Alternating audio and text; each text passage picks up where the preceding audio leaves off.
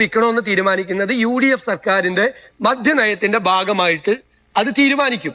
മദ്യനയത്തിന്റെ ഭാഗമായിട്ട് തീരുമാനിക്കുമ്പോൾ വീര്യം കുറഞ്ഞ മദ്യം വേണ്ട എന്ന് തീരുമാനിച്ചാൽ ഇല്ല, ഇനി വിൽക്കാം, അത് പ്രോത്സാഹിപ്പിക്കാം. ഇപ്പൊ ഈ പറഞ്ഞ റിപ്പോർട്ടിന്റെയൊക്കെ അടിസ്ഥാനത്തിൽ ചർച്ച ചെയ്ത് കേരളവും കൂടി ചർച്ച ചെയ്യട്ടെ. എന്തിനാ UDF മാത്രം ചർച്ച ചെയ്തത്? കേരളം കൂടി ചർച്ച ചെയ്തിട്ട് ഇനി വേണം എന്ന് തീരുമാനിച്ചാൽ അപ്പോൾ ടാക്സസ് ഡിപ്പാർട്ട്മെന്റ് ഈടാക്കുന്ന ടാക്സ് ഇതായിരിക്കും. അത്രയേ ഉള്ളൂ. ഇത് വളരെ ലളിതമായ ഒരു വിഷയമാണ്. ഇത് ഊതിപ്പെരിപ്പിച്ച് ഇത് മുഴുവൻ ചെയ്ത ആളുകൾ ഈ ഗവൺമെന്റിന്റെയും ഈ ബജറ്റിന്റെയും ഗ്രേസ് കളയാൻ വേണ്ടിയിട്ട്. പിന്നെ കുറെ ആളുകൾ കൂടി എന്റെ കൂടെ കൂടിയെന്ന് മാത്രമേ ഉള്ളൂ. അത് സാരമില്ല, അത് കൂടിക്കോട്ടെ, അത് എപ്പോഴും ഉണ്ടാവും, അങ്ങനെ ഉണ്ടാവും.